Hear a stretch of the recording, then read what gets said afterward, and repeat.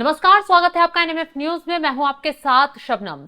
दिल्ली में लाल किले के आगे कार ब्लास्ट के मामले में जो नेटवर्क का खुलासा हुआ है उसमें कई डॉक्टर जांच एजेंसी के हत्थे चढ़ चुके हैं। ऐसे में खुलासा यह भी हुआ है जो आरोपी उमर है उसने पहले ही लाल किले की रेकी की थी, कोई बड़ा हमला करने की, यानी कि फिराक में लगे हुए थे ये लोग। उसके साथ ही यह भी खुलासा हुआ है कि ये लोग दिल्ली के अलग अलग जगहों पर कार लेकर घूम रहे थे। कनॉट प्लेस से लेकर मयूर विहार तक इन लोगों ने कार घुमाई। और तीसरा बड़ा खुलासा यह हुआ है कि इस पूरे खेल की मास्टरमाइंड ये शाहीन नाम की महिला डॉक्टर बताई जा रही है, जो लखनऊ की रहने वाली है। इसे लखनऊ से गिरफ्तार किया गया और इसी की कार जो फरीदाबाद से मुजम्मिल डॉक्टर गिरफ्तार हुआ है उसके पास से बरामद हुई और उसी के घर से भारी मात्रा में विस्फोटक भी बरामद हुआ है।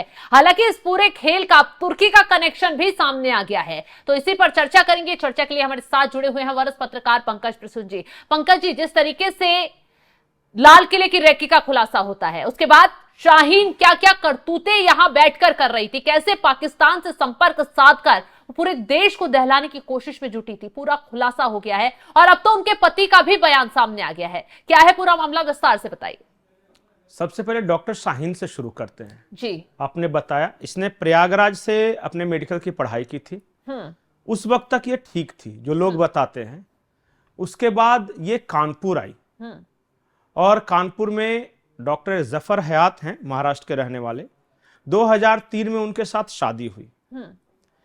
डॉक्टर जफर हयात के अनुसार कि उसी वक्त जब शादी हुई उसके कुछ दिनों बाद उन्हें लगने लगा कि ये महिला किसी गलत लोगों के संपर्क में आई है और इसे लेकर वो आपस में क्लेश हो गया, झगड़ा हो गया पति पत्नी में। 2003 में शादी हुई थी, 2013 में तलाक हो गया और फिर अपने 2 बच्चे हुए, छोटे छोटे बच्चे थे, उनको छोड़ के ये कहीं चली गई। कहां गई इस बारे में इसके पति को भी नहीं पता। 10-12 सालों तक ये अपने बच्चों के बारे में कभी मतलब कोई सुध ही नहीं ली। तो तलाक होने के बाद बच्चों से कभी बात नहीं की 10-12 साल बाद में 2021 में ये 2013 में तलाक हुआ, 2021 में ये वापस आती है और वो उस वक्त तक रेडिकलाइज हो चुकी थी। कहा यह गया कि ये दूसरे देश चली गई थी, शायद अफगानिस्तान में इसकी ट्रेनिंग हुई थी। जैश-ए मोहम्मद का जो चीफ है मसूद अजहर, वो एक वुमेन विंग बनाना चाह रहा था सुसाइड बॉम्बर्स का। उसका नाम उसने दिया है जमाते मोमिनात। मोमिनीन। हाँ, और उसकी जो पत्नी, माफ कीजिएगा, उसकी जो बहन है सादिया अजहर उसका नाम है, वो इसको लीड कर रही है। ये शुरुआत में तलाक के बाद यहां से ऑस्ट्रेलिया गई। ऑस्ट्रेलिया में डॉक्टर सादिया अजहर के साथ इसकी मुलाकात हुई। फिर उसने इसे इनवाइट किया कि पाकिस्तान आ जाओ। पाकिस्तान जाना मुश्किल हुआ तो अफगानिस्तान में वो संपर्क में आई, वहीं पे इसकी पूरी ट्रेनिंग हुई और फिर वो आ जाती है 2021 में भारत, 2021 में। भारत में आने के बाद ये कानपुर में फिर से जाती है, वहां पे इसको शायद कोई जॉब नहीं मिलता तो लखनऊ आती है और लखनऊ में एक सहारनपुर में इसके जो छोटे भाई थे डॉक्टर परवेज, वो एक क्लिनिक चलाते थे। तो उन्हीं के सहारनपुर आने जाने के दौरान इसकी मुलाकात होती है मुजम्मिल हसन से और फिर मुजम्मिल हसन के साथ ये 2 या 2.5 सालों तक लिविंग रिलेशंस में रहती है। और मुजम्मिल हसन तब तक, डॉक्टर शाहीन चूंकि उम्र में काफी बड़ी थी, मुजम्मिल छोटा था, तो पूरी तरह जो मुजम्मिल है इसके ट्रैप में आ जाता है। वो कैसे? अब लव है, लिविंग रिलेशनशिप में रह रहे हैं दोनों, तो वो कैसे उसका समझा जा सकता है क्योंकि ये तो वेल ट्रेंड है, ये अफगानिस्तान वगैरह में ट्रेनिंग लेकर सब आई है। क्योंकि खुलासा ये हो रहा है ना कि मुजम्मिल इसकी कार भी इस्तेमाल कर रहा था। हाँ, ये सब जैसे इसकी कार क्या, जब साथ ही रह ही रहे हैं, लिविंग में रह ही रहे हैं, तो एक स्विफ्ट कार है जिसने इसने गिफ्ट दिया है मुजम्मिल हसन को, जो जानकारी आ रही है। और फिर वहां से सहारनपुर, ये सब, वहां सहारनपुर में परवेज और मुजम्मिल के थ्रू इसकी पहचान होती है कश्मीर के डॉक्टर आदिल राथर से। और उस वक्त तक जैश कश्मीर में प्लान कर रहा था ये सारी चीजें करने का। तो डॉक्टर आदिल राथर को यह पता था कि हमारी एक स्लीपर सेल की एजेंट जो है डॉक्टर शाहीन वो है, जब दोनों संपर्क में आते हैं तो फिर मुजम्मिल और ये परवेज और फिर वो पूरा अपना नेटवर्क जो है वो तैयार करते हैं। फिर वहां से भी कश्मीर के भी कुछ लोग आते हैं। जो फरीदाबाद का वो यूनिवर्सिटी है, इन लोगों को पता है कि वहां 48% जो डॉक्टर्स हैं वो खास एक ही स्टेट से रिक्रूट किए गए हैं, वो है कश्मीर। तो इन्होंने वहां के डॉक्टरों को फिर ये करना शुरू किया, और वो रेडिकलाइज डॉक्टर ऑलरेडी थे किन्हीं न किन्हीं वजहों से। तो इस तरह ये पूरा नेटवर्क तैयार हुआ है। लेकिन हेड कौन है ये नहीं कह सकते, लेकिन डॉक्टर शाहीन जो है वो जमात इल मोमिनात, जो उनका ये मसूद अजहर का है, मोमिनीन, वो उसका यहां इंडिया में लीड कर रही थी। चूंकि डायरेक्ट सादिया अजहर से अगर कनेक्शन है और शुरुआती दिनों में कनेक्शन है, वो आज नहीं। सोचिए कि 2021 में तो ये आ गई, लेकिन 2013 से 2021 के बीच ही कभी इसका संपर्क हुआ होगा मसूद अजहर की बहन के साथ। तो ये पुरानी है, अच्छी ट्रेनिंग ली है अफगानिस्तान में, तो इसको हेड बना के यहां भेजा गया। और इसका काम यह था कि महिलाओं को रिक्रूट करना है अपने नेटवर्क में, और कुछ महिलाओं से इसने संपर्क भी किया है। और जो अब तक जानकारी मिली है कि इसने कम से कम 9 ऐसी महिलाएं हैं जिसको इस तरह रेडिकलाइज किया है और अपने ग्रुप में शामिल किया है। लेकिन पंकज जी, एक चीज ये भी निकलकर सामने आ रही है, जो मुजम्मिल गिरफ्तार हुआ है उसके फोन का डेटा खंगाला गया है, उसकी लोकेशन खंगाली गई है। तो लाल किले की कई बार ये रेकी कर चुका है, लाल किले के आसपास ये घूमकर आ चुका है। तो क्या इसके निशाने पर वही एरिया था कि ज्यादा भीड़ भाड़ वाला इलाका है, वहां हर पक्ष के लोग पहुंचते हैं, हिंदू भी, मुसलमान भी, व्यापारी भी, व्यापार का हब से कहा जाता है एक तरीके से। ये जो अभी जो धमाका हुआ, इसकी पूरी प्लानिंग 2 साल से की जा रही थी। अच्छा। ये सब लोग 2 साल से छोटे छोटे अमाउंट में विस्फोटक इकट्ठा कर रहे थे, तभी ये सब मिलकर 2900 किलो हुआ है। और एक जगह नहीं रहना था।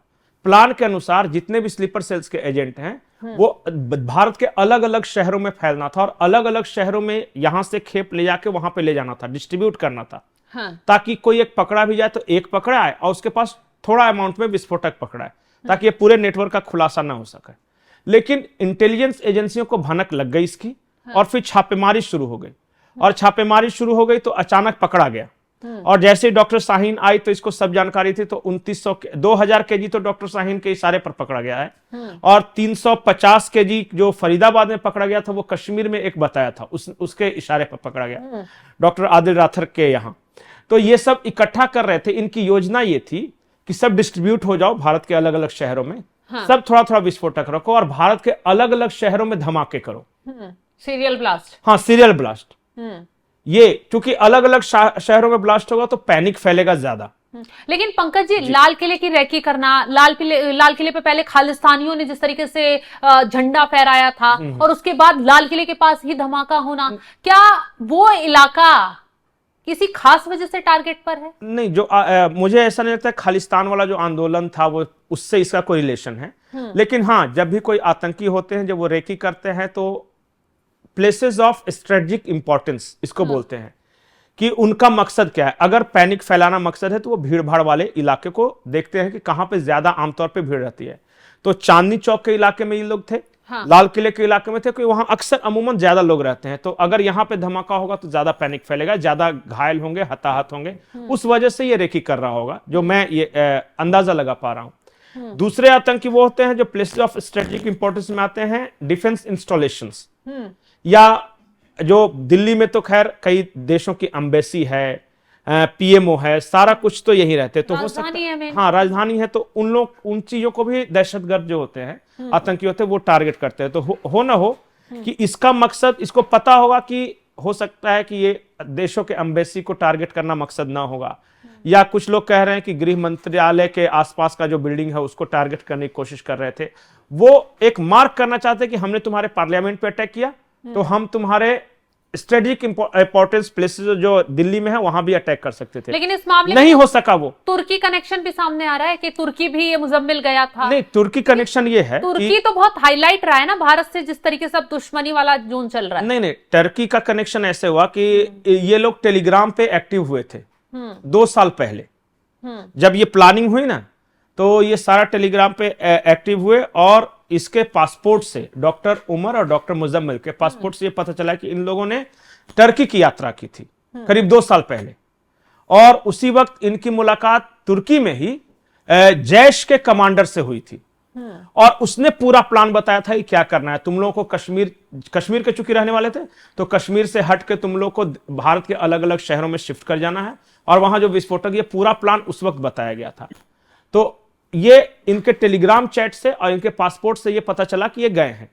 उसके बाद जब यहां आने के बाद ये लोग अलग अलग शहरों में डिस्पर्स हो गए। ये सारी प्लानिंग का हिस्सा था कि कश्मीर से वो आएगा तो एक सहारनपुर में रहेगा, एक फरीदाबाद में रहेगा, फिर शाहीन है वो लखनऊ की रहने वाली है, और भी कुछ शहर हैं। अयोध्या का नाम लिया जा रहा है, वहां पे यह प्रयागराज में इनका था कि यूपी, दिल्ली और हरियाणा के कुछ शहर हैं, गुरुग्राम है वो निशाने पर था।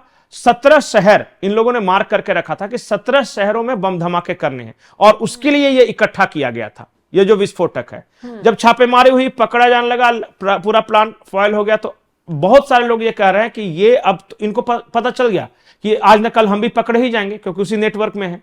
तो इनके पास जो भी विस्फोटक मौजूद था, ये सब या तो उसको लेकर भागने के चक्कर में होंगे, या कहीं फेंक के कहीं उसको डिस्पोज करने की कोशिश कर रहे होंगे ताकि हम बच सके, हम नहीं पकड़ा सके। उसी पैनिक में हुआ। जिस दिन ये धमाका हुआ है तो वो गाड़ी लेके आया है, तो सबसे पहले लाल किले की पार्किंग में। बिल्कुल। अगर इसने धमाका किया होता स्वयं से, तो ये चलती गाड़ी में हुआ है।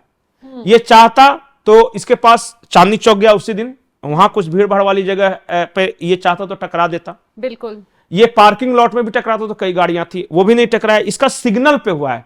तो एक थ्योरी यह है कि ये विस्फोटक को छुपाने की कोशिश कर रहा था। वो 2-3 घंटे वेट किया लाल किले की पार्किंग में। उस दिन कम भीड़ था, और ये अंधेरा होने का इंतजार कर रहा था कि अंधेरा होगा तो हम विस्फोटक कहीं फेंक देंगे, हड़बड़ी में चीजें हाँ, हो गई, भाग जाएंगे। लेकिन हुआ ये कि जब सिग्नल के पास आया तो इसने अचानक ब्रेक लगाया होगा, और उसमें वो विस्फोट हो गया और ये भी उड़ गया। तो ये थ्योरी जो समझ में आ रही है वो ये है। अब सच्चाई क्या है, ये तो जांच एजेंसियां बकायदा विस्तार से बताएंगी प्रेस कॉन्फ्रेंस में। खैर, जांच एजेंसियां लगी हुई हैं, जल्द कोई बड़ा खुलासा भी हो सकता है, लेकिन जो शाहीन है उसको लेकर बेहद चौंकाने वाले खुलासे हो रहे हैं। खुद जांच एजेंसियों के आगे शाहीन ने मुंह खोला है कि कैसे ये नेटवर्क में काम कर रही थी। शाहीन के बारे में एक बात और पता चली है जी, कि ये सिर्फ मुजम्मिल के साथ लिविंग में नहीं रह रही थी, बल्कि इसके रिलेशंस डॉक्टर आदिल राथर के साथ भी थे। मतलब जिस्मानी ताल्लुकात के बारे में बात कर रहा हूं, तो उस तरह के थे। तो ये इसलिए मैं कह रहा हूं कि इसके लिए मकसद सबसे बड़ी चीज थी कि इसका कोई जो मकसद होगा, जिस तरह की ट्रेनिंग हुई थी, उस लिहाज से ये कई लोगों के साथ संपर्क बना रही थी, चाहे वो जैसे बने। बिल्कुल। मतलब लोगों को कैसे प्यार के झांसे में फंसाकर उनका माइंड वॉश करने में जुटी हुई थी, और इस नेटवर्क के जरिए कैसे देश को दहलाने की कोशिश की गई, वो आप सभी ने देखा। दिल्ली में हमला हुआ, दिल्ली में धमाका हुआ, लेकिन इनके निशाने पर कई ऐसे शहर थे जहां अगर ये सीरियल ब्लास्ट हो जाते तो भारी तबाही मच सकती थी। लेकिन उससे पहले जांच एजेंसियों ने सतर्कता दिखाई और इस पूरे नेटवर्क को धर दबोच लिया है। फिलहाल इस खबर को लेकर आप क्या राय रखते हैं, कमेंट बॉक्स में जरूर बताइएगा। तमाम बड़ी खबरों की अपडेट के लिए आप हमारे साथ जुड़े रहें। नमस्कार।